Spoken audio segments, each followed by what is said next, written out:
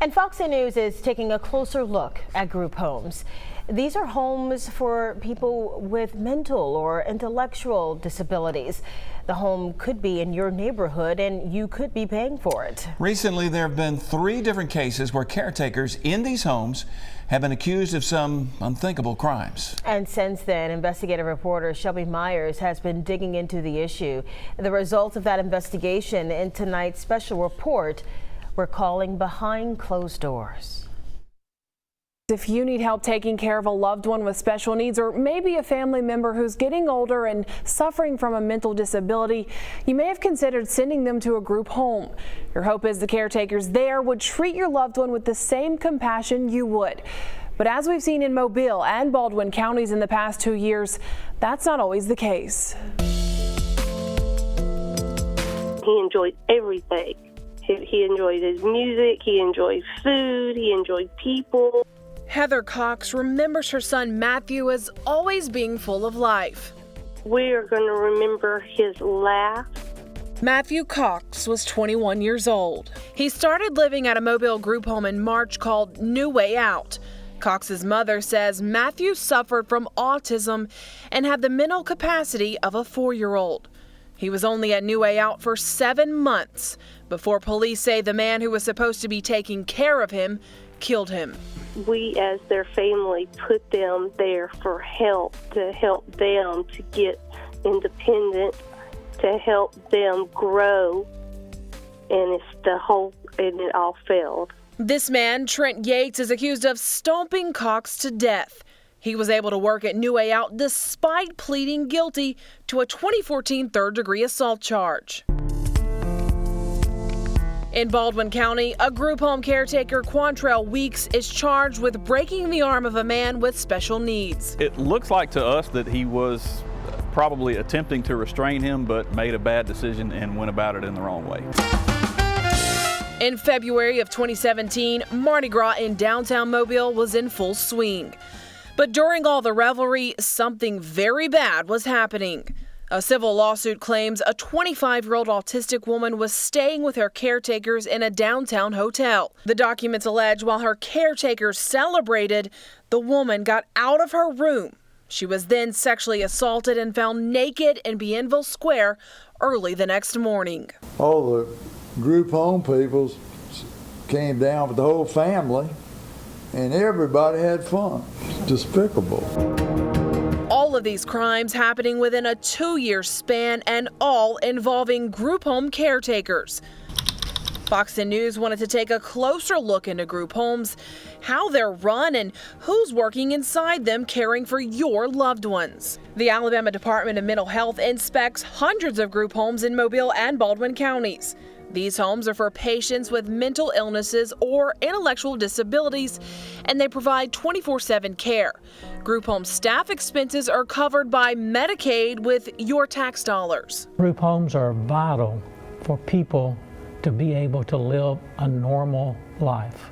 People with disabilities ought to have the privilege of living in a community like you and I do. A national study affiliated with the University of Colorado suggests the need for group homes is on the rise. This shows an increased demand for public group homes, and you can see in just 5 years, 86,000 more people had a need for group homes.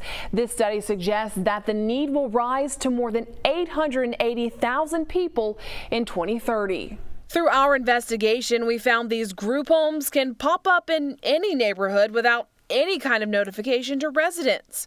According to the Fair Housing Act, this is allowed because those inside suffering from illness or disability are protected from discrimination. Volunteers of America CEO Wallace Davis says rightfully so. You would not notify neighbors that you're going to have a group home or you're going to move into a group home any more than you would notify your neighbors that you're moving in. It's not a requirement. As a matter of fact, it's discriminatory to require that notification. On the Alabama Department of Mental Health's website, there is a list of addresses for these homes. We went to some of them across Mobile and Baldwin County. I was just simply checking to see if this was still a group home or not. Okay, it is. Okay. We then talked to neighbors, some of whom didn't know about these homes. I just would have liked to have known because, you know, I feel like if they are going to allow businesses in here, then I never would have bought in here. I would have gone someplace else. I don't have a problem with them. They walk around the block when it's warmer 2 or 3 times a week. Nice folks.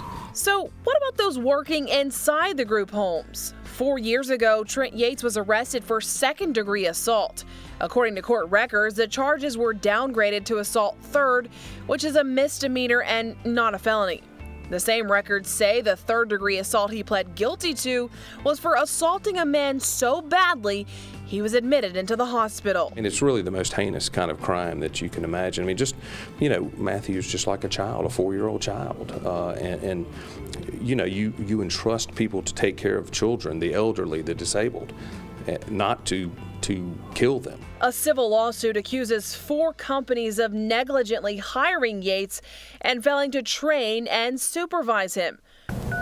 Hi, this is Shelby with FOX10 News. I was wondering if your director was available. When I called New Way Out to ask how Yates could get a job there despite that guilty plea, they told me to stop calling and then hung up. The Alabama Department of Mental Health says it's the responsibility of the home's service provider to perform background checks. One group home provider tells me group homes are not allowed to hire people who have been convicted of felony crimes. But hiring someone with a misdemeanor on their record is up to the individual home provider. While I continue to press for answers, Vince Kilborn, the attorney representing a woman allegedly raped while her caretaker celebrated Mardi Gras, is preparing for court in his civil suit. He says since the Department of Mental Health contracts with other companies, there's a lack of oversight going on in the system. I think the whole system is corrupt. Spotlight on the problem works. You know, the old adage is squeaky wheel gets the attention. I think it's time for the squeaky wheel. We've also filed an open records request with the Alabama Department of Mental Health for inspection reports on all group homes in Mobile and Baldwin counties. We'll let you know when we get those results. In the interest of being transparent, we wanted to let you know that WALA Fox 10 works with the Volunteers of America Association on a variety of community projects. Volunteers of America Southeast is listed as a defendant in one of the civil suits in this story. Lenise, Byron.